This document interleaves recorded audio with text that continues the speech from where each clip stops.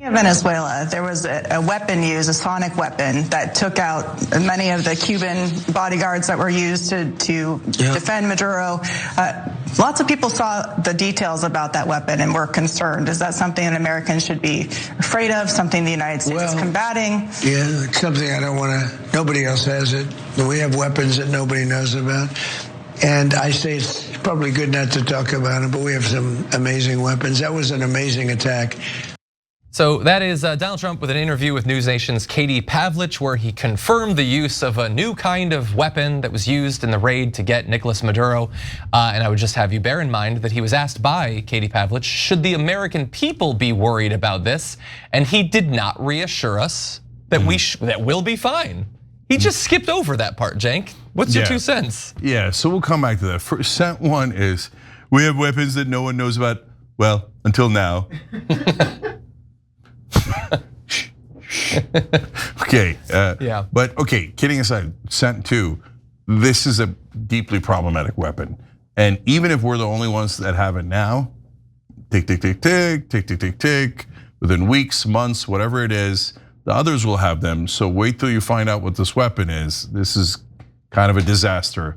And I'm super worried it's gonna lead to authoritarianism throughout the world. Yeah, well, let's jump into what we know about it, not just from Trump's interview, but from Karoline Leavitt, who 2 weeks ago had shared an alleged eyewitness account from a bodyguard that was loyal to Nicolás Maduro, talking about the effect of the weapon. So she tweeted this, stop what you're doing and read this, with a bunch of American flags for some reason.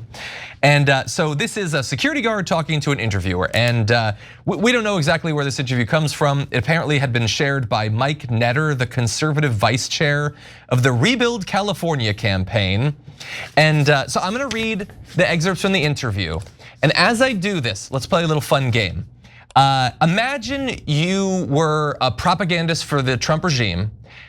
Try to find a way that you would change this to make it be more what Trump would want. And I defy you to find a way to do that. So the Venezuelan security guard supposedly said, on the day of the operation, we didn't hear anything coming.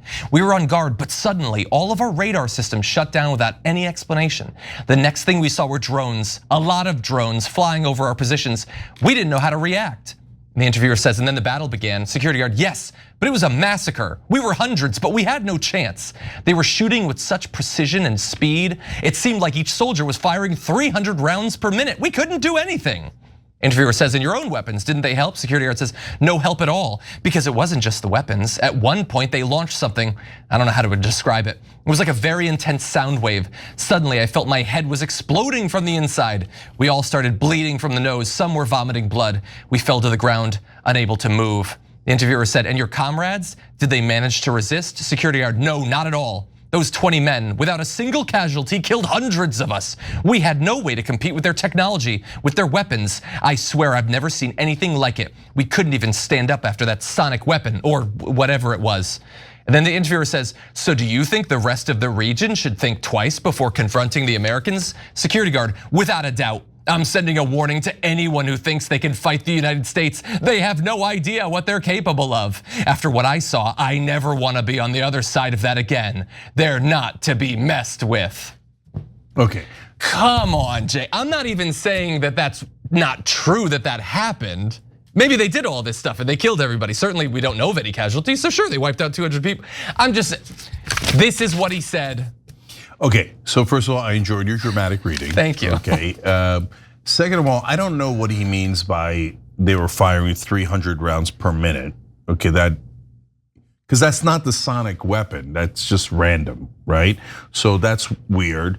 And then the last paragraph was, yeah, it was too much, right? Like, oh, America is not to be messed with. Now remember, everyone, preemptively surrender. Okay, all right, I got it.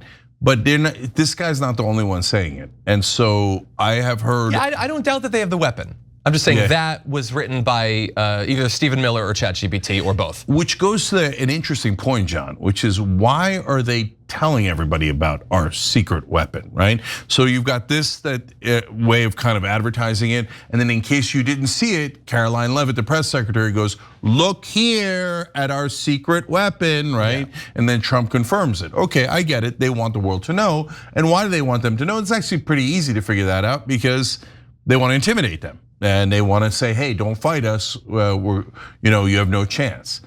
On the other hand, I have heard from several different sources about the sonic weapon, okay? So again, until it's confirmed, until you see it, you never know for sure, right?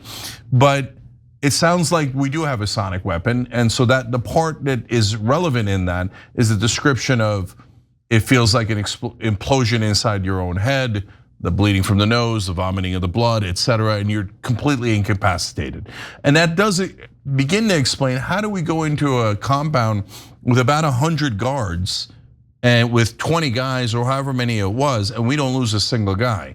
That is very improbable, right? Even if they're the greatest fighters in the world, there's too many guys. Yeah. So they clearly had some massive advantage that we are not used to, okay? And so my best guess is that the sonic weapon is real. And so now, what happens when China gets it? Okay, now that's an issue. What happens when terrorists get it? What happens when Israel gets it? But what happens when Iran gets it or Hezbollah gets it, right? So if it's real, then people are gonna start using it everywhere.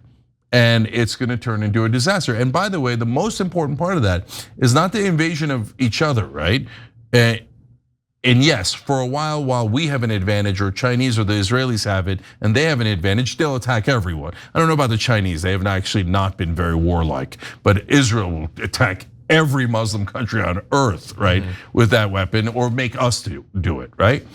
But that's not the biggest problem. The biggest problem is, you're gonna protest your own government wherever you are. They bring out the sonic weapon. Well, there goes the whole protest. Yeah, they'll say it's non-lethal. And sure, you're vomiting blood, but that's just libs exaggerating. Yeah, and maybe you'll die a couple of years from now from whatever brain damage we caused, right? Yeah. But meanwhile, everyone's incapacitated.